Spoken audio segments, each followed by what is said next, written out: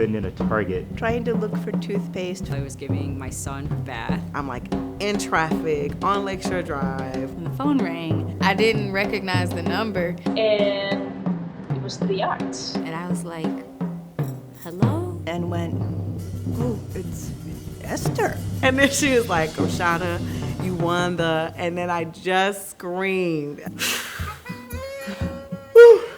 I obviously immediately started crying. And I wanted to be like, ah! But my son was sitting next to me and he was like, I just was clapping, like, you know that, like, I call it the pursuit of happiness clap. It was like, I am feeling this in my soul. And it feels so good.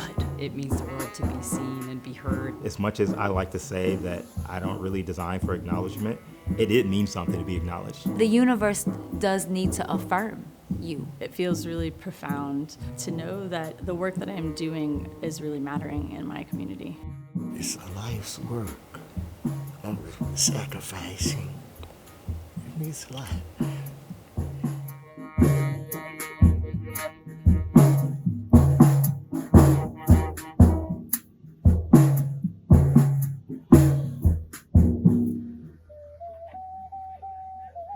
Selva Aparicio, and I'm a visual artist. I was always very interested in fragility.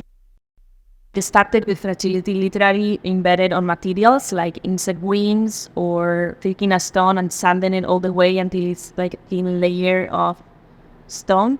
And it evolved to like a lot of research into the transitory natures of life and mourning and death and what the materials means that are discarded. During COVID, I built a body of work all surrounding materials that I collected from garbage bins in cemeteries.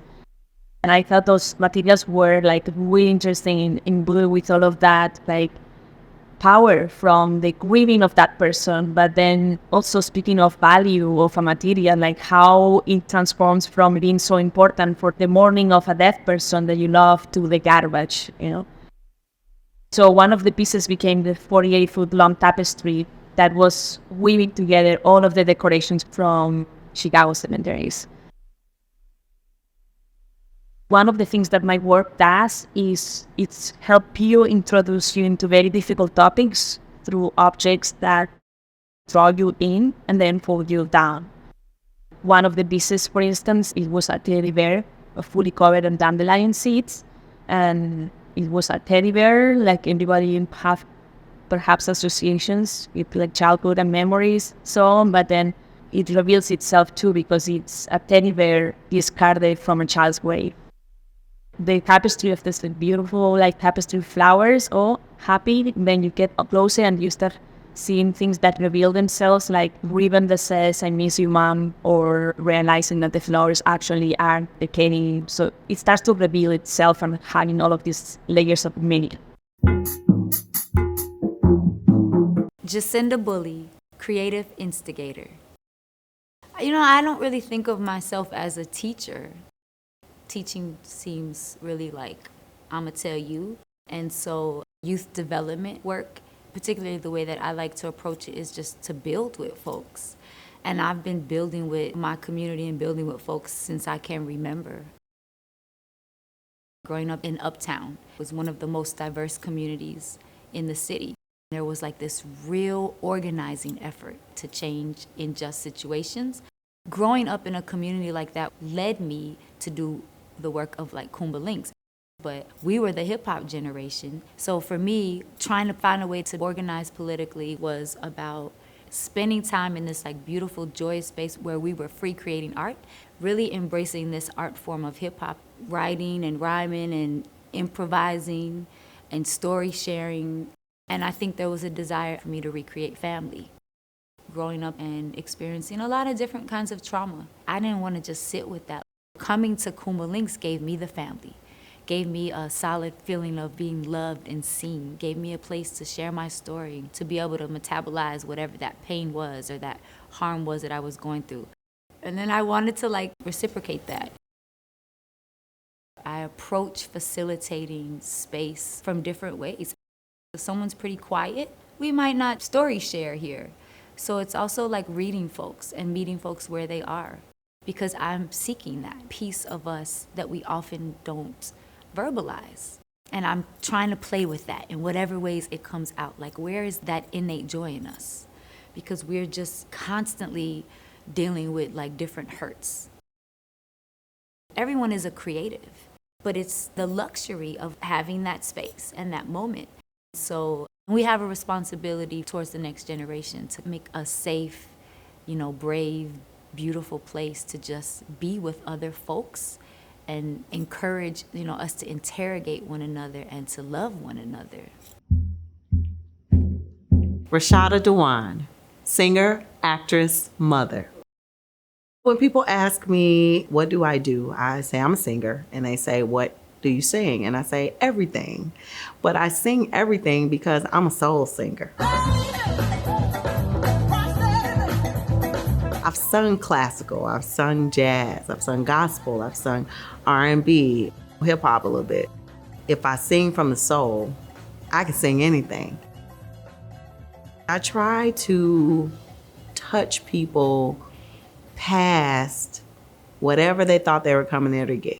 You're gonna get educated on something, or I'm gonna make you laugh or talk to you, and then you get the song.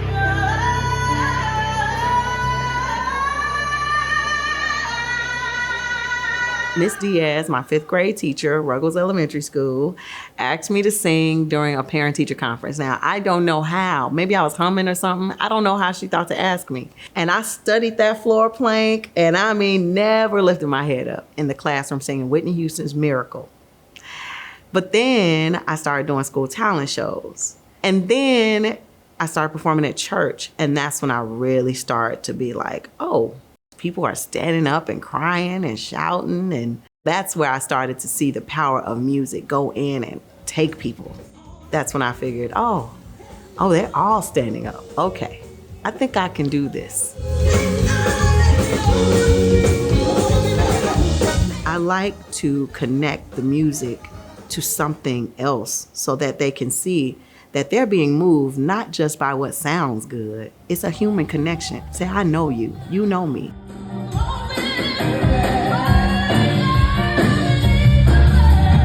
Now we're not apart, we're together. So I don't like for it to just be like, I'm paying you, so do something. It's like, nah, we doing it together.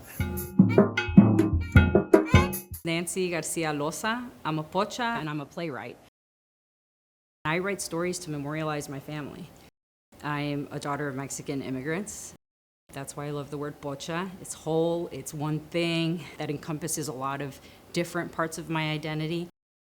There are no other playwrights in my family, but is there a vast amount of storytellers? Yes. And so I'm very stubbornly committed to taking an oral tradition that's lived in my family and immortalizing it on stage and across mediums, while also thinking about the weight of certain memories and how they are told and retold. How can they be questioned?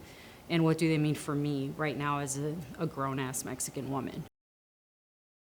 I want them to be plays because I love being at the table where dialogue is the driving force that is showing us what people fervently want, need, desire, and how it's clashing with what they're told. And with a great, biting, edgy sense of humor. What's underneath all that funniness is oftentimes like surviving, resilience, adapting, thinking fast, trauma, and violence. There was a lot of, I'd say, stop signs when I was growing up over like what not to say, how to behave, how to act, what box to fit in. So I'm a writer working things out, but I have the joy and also like the complete horror of watching what happens to an audience when you work your shit out in public and see what it does to other people. Charlotte Chuck Grumman, accessibility consultant, designer, and advocate. Cultural accessibility and what it means to me is the idea that we are welcoming people in spaces of all kinds, whether that is a theater, whether that's a museum, a festival, a library, anything that brings people together in a community sense, in a cultural sense. Physical guidelines are a lot easier for people to adhere to. It means that people can use the resources in a way that's easier to get there, but if they're not creating both social and cultural accessibility, they're not creating a wholly accessible experience. Cultural accessibility includes what people will experience when they arrive. So wayfinding tools on websites, maps. It includes tour guides, whether that's ASL tours or touch tours. At a young age, I was identified as neurodivergent. I was identified as being on the spectrum, having sensory processing disorder. I had every use of accessible technology available to me. And as somebody who used those services my whole life, I felt like I was in a unique position to advocate for people who weren't able to advocate for themselves. Because as a person on the spectrum, there are ways that you are expected to behave when you enter a space like a museum, like a theater. And for some people, behaving that way can feel unnatural and uncomfortable. And so my work in accessibility is to work with sound designers, lighting designers, and the director, and work on adjusting cues and sounds so they might not be as overwhelming. I'll make tactile representations of spaces, whether that is through a 3D printer or through balsa wood that I glue together to create a touch tour or tactile representation of something, to try and create a world within the world they've created on stage, but for the audience. We're not changing any of the artistry. We're not trying to give away the mystery of these shows, but we're trying to give as much context that somebody who would need it could really benefit from getting all of that firsthand. The goal of making places like this not feel so formal and cold. I'm definitely not the first person to do it. I just might be the first person that you met doing it. Eric Hotchkiss, educator, community-focused designer, and just a guy from 63rd Street. I don't like the term community design. I feel like if you're designing for people, it's always going to be community design. Design forces me to be intentional, and it forces me to be accountable. I like the fact that I live in the communities where I make my objects. So if someone doesn't like it, they get to knock on my door and go, I don't like it. And I'm held accountable that way. I can accept that criticism and do it better next time. It helps me to evolve and do things a little bit better. Even as a designer, I don't have all the ideas. But if I bring 50 young people who haven't been influenced by what things should look like, we have a ton of ideas. One of the projects I think about is the Douglas Park miniature golf course. It is the most colorful golf course I've ever seen. You don't see a golf course that looks like that. And that's because that agency was handed off to someone else who typically doesn't have it. While most of the things that I've been targeting have been towards empowering young adults, particularly that age range of 17 to 24 that kind of fall between the cracks, it is for everyone. Another project I think about was the Walk H project. It was about how to improve an intersection. It wasn't about reducing crime or making it look beautiful. It was about bringing people together. We organized a community cleanup close to the mural site. During the event, we polled neighbors to ensure that we got feedback from the people who would be most impacted by the mural. We all do a lot of othering, right? Like, I don't like that person who's hanging out over there for whatever reason. And maybe instead of othering each other, how do we bring each other together? I operate off the belief that my community is extraordinary. And what I like to do is tease out why are things a little bit different here and figuring out if there's something that we can incorporate into design, right? Prompting this discussion about not just that object, but the community around it, right? And also telling a story. Donetta a little bit Jackson, entertainer. Tap dance led me to footworking, but I feel like I'm at a point where I love them equally. For me, they're kind of one and the same because since I was a tap dancer, I already had the footwork. So it was more so like me having to figure out what my body was supposed to do with the footwork. There are times where I am footworking and I will pull out some tap steps because it might be a little tink, tink, tink in the music or something. But I don't really always necessarily footwork when I tap dance.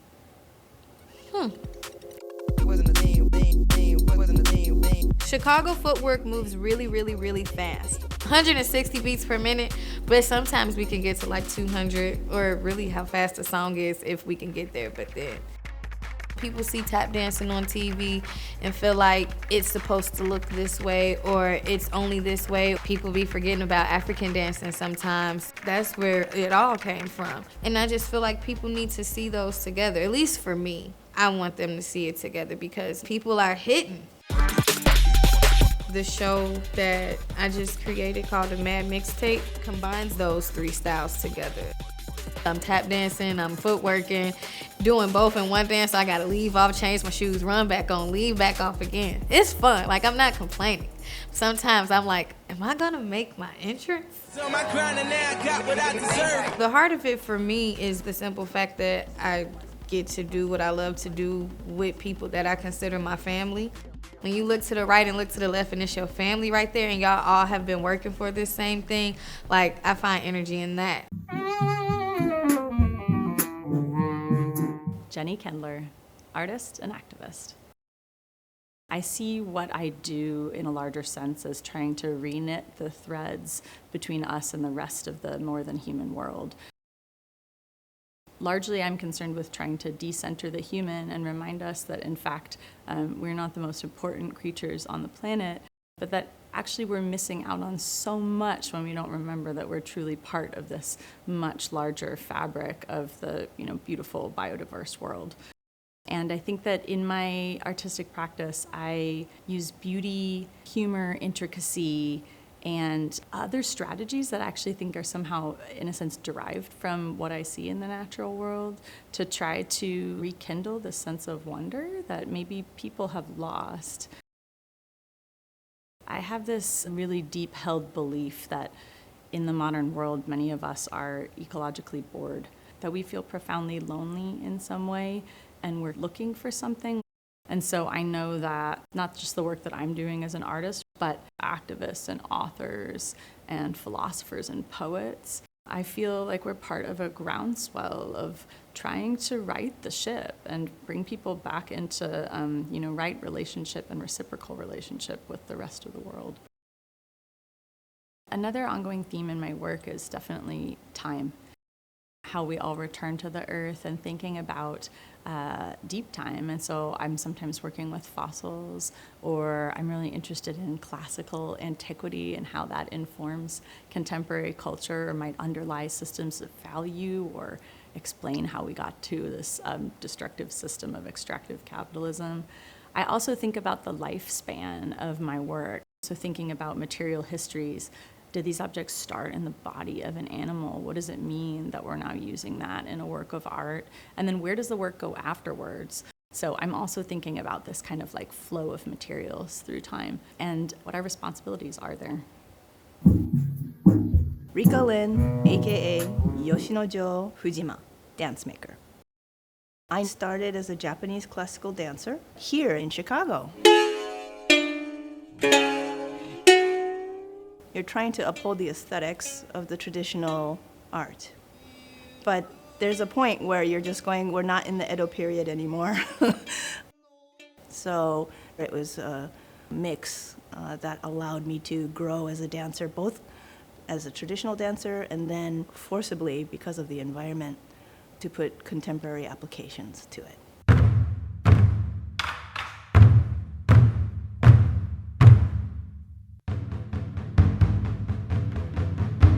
There have been many improvements in society as far as equality, as far as acknowledgement, discoveries about gender fluidity, roles. So yeah, it's always an honor and a challenge to try and keep that traditional core, but then make it more relevant for today.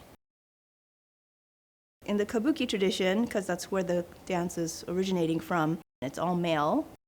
At the time, the writers, the playwrights were all male. So the vision of the ideal woman is coming from a male standpoint.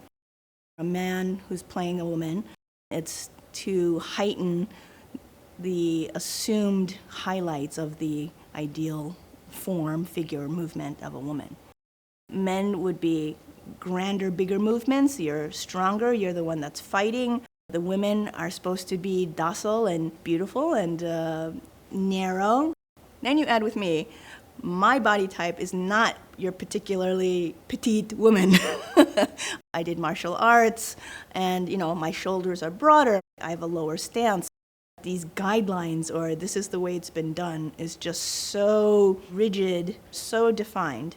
That's the intriguing and fun part of it, is that if someone who is also partaking of this, they'll notice more of what I'm tweaking. Avril Ra Amen. creative being. Jazz replicates life more so than any other form.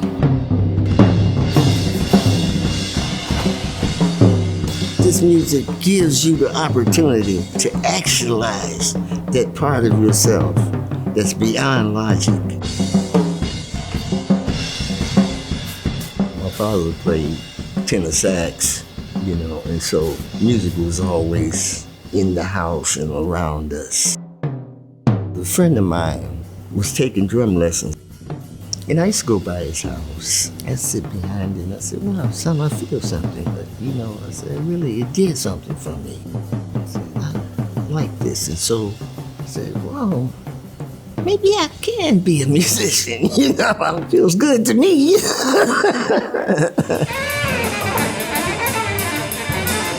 I'm 76, so I've got a little experience. And I'm still learning, but it's not about how much music you've learned, how many tunes you've learned.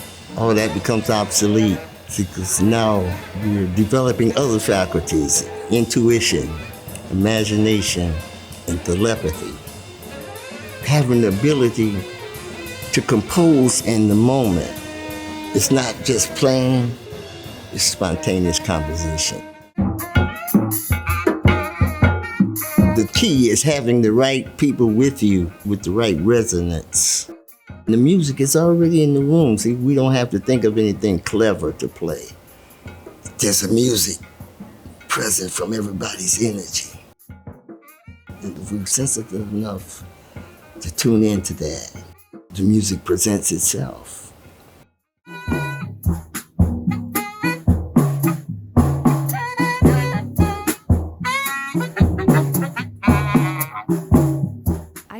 Appreciate receiving this award at this moment. I've never taken a moment to stop and look and consider that other people are paying attention to what we're doing. Getting recognition for the art form of teaching, that's pretty dope.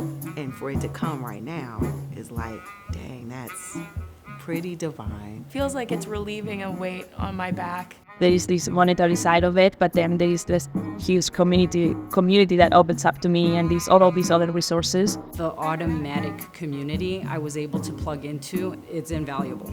Everywhere I go, I always carry Chicago on my back. I just think it's an incredibly special place to be, and I've chosen again and again to stay. The community itself in Chicago, my goodness, it uplifts the artist. We have a very rich arts and culture. If I'm gonna make anything happen anywhere, I wanna make it happen at home. Chicago has a certain energy that's known around the world.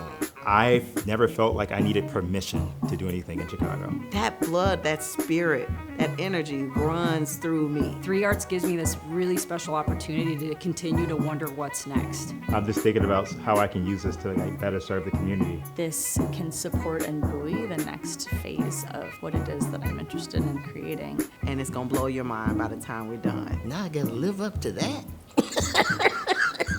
You're raising the bar too high for me,